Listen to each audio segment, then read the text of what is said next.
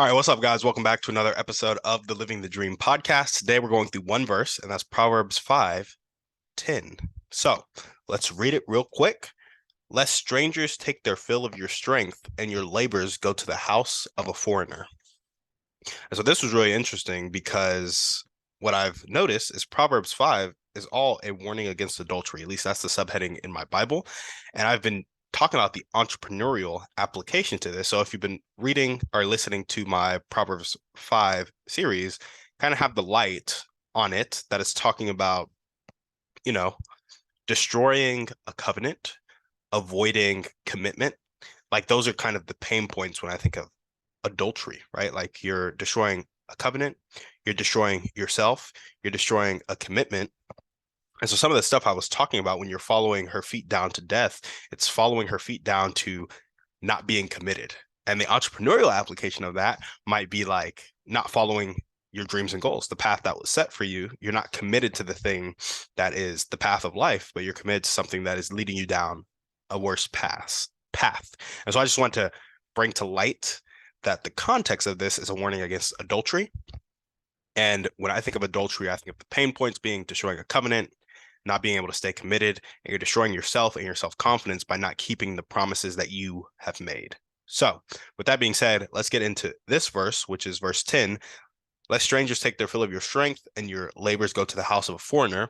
And this is what happens to you after you follow her feet, and which are going down to death, and her steps follow the path to Sheol. When you follow a person who is following that path, verse 10 happens, and strangers are going to take their fill of your strength. And that's really what I want to focus on here. There are people who just drain your energy, and they tend to do it when you're weak and when you allow them to drain your energy. And some of us don't know what it's like to be strong. And so we've spent our whole existence having our energy drained, right? However, that is not always the case. When you get to a point where you've gotten a little strength, you've relied on the promises of God for your life, or you've just grown in self-confidence, if you're not a Christian yourself, it's harder for people to drain your energy. But when you do something like this and you follow somebody down the path of death, a path that is bad for you, you're weakened. And when you're weakened, people come in and take their fill of your strength. Complete strangers are going to come to you in this kind of moment of weakness because you're walking the wrong path, and it gives them permission to enter into your life in the wrong way.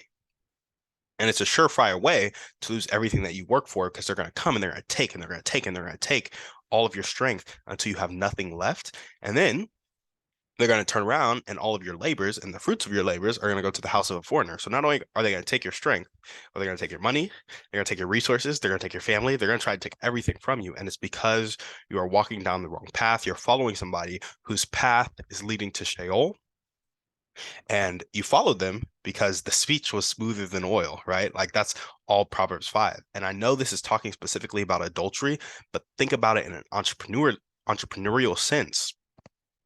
When you're around people who are feeding your fear, feeding your insecurity, and leading you down a path of non-achievement, basically, it's because the people don't prioritize taking action, and they themselves are filled with fear and insecurity.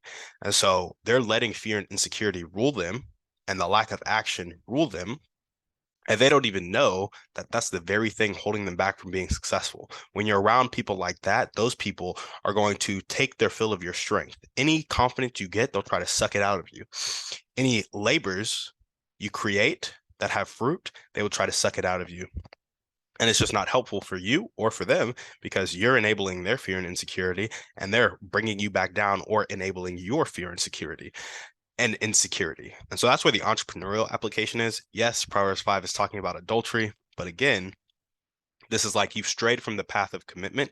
You've strayed from the covenant and the promise that you've made to yourself or you've made to another person, and you are committing adultery. You are betraying yourself and the people in your life, specifically a spouse with adultery. But in a business sense, if you're not becoming the best version of yourself, you are betraying the people in your life, and you are betraying yourself. And because of that, people can get in when they otherwise would not be able to. So where has this shown up in my life? I would say partnering with people out of weakness. When I lacked self-confidence, when I was scared about moving forward, I partnered with people out of weakness who were also weak. and it doesn't lead to good outcomes. When I partner with people out of strength, out of expanding myself, out of stepping out of my comfort zone, like, yes, I'm scared, but it's the good type of scared where I am um in the middle of something that is like great. And I don't know if I'm worthy of it, but I'm choosing to step into it because it has been presented to me as a good opportunity, as opposed to there's this good opportunity I want to go after, but I'm too scared to expand myself. So I'm going to partner with people who are also too scared to expand, and we can soften the blow of failure together. It's bearing a burden, just a different burden, and bearing it the wrong way, in my opinion. It just doesn't lead to good outcomes, doesn't lead to the outcomes that I wanted or those people wanted. Also, talking to people about their dreams and goals, I've seen it in other people because many of us procrastinate out of fear. I'll be like, what's your dream and goal? What's one step you can do to get to your dream and goal? And then what's stopping you from doing it? Like, we can go do it right now, you know? And then a lot of people will not do it, or they'll do it and they won't be committed to doing it. And they'll just jump back into procrastination without that external stimulus. And it's because people have been following this path of fear, this path of insecurity for so long, even when there's not an outside force actively kind of acting on them, they follow that path because it is a habit now. They have become the person who does not ponder the path of life. They have become the person who does not know that their feet and their path is leading them to a bad place. And if they do know, they're helpless and they feel like they're helpless. And that has kind of just infected the brains of so many people. So that's where it has shown up in my life. Where do I want it to show up in my life? I want to be around people that give me energy and pull me up, like I told you guys to do. Don't get around people who cause you to contract. Get around people who cause you to expand. And I want to be a person that gives people energy and has systems to do so. See, because when you're a high energy person and you're a successful person, you have implemented the policy in your life of being around people that give you energy and pull you up and cause you to expand. To turn around and give back, you are surrounding yourself again with people who take. And until those people become people who cause you to gain energy and pull you up and want you to expand, they're just going to be taking, which is why you need systems put in place to help them, because you can't always give your pearls to pigs. You can't give your precious energy to people who don't know how to respect it because they never learned how to. Regardless, they're not in a position to respect your energy, so they shouldn't get it. But if you have systems in place to help them along, and that's really what kind of the life coaching for me is, having the monthly events and having systems in your life too, where you dive in and you pull back when you need to.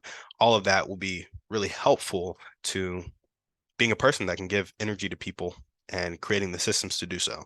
So how can you guys apply this to your life? I would say be an action taker. Become the thing that you want other people to be for you. Be the change you want to see in the world, right? If you become a person who gives people energy and you have the systems to give people energy, you're going to attract people who also either want to be somebody who gives energy, or more likely, they are people who give people energy and cause people to expand.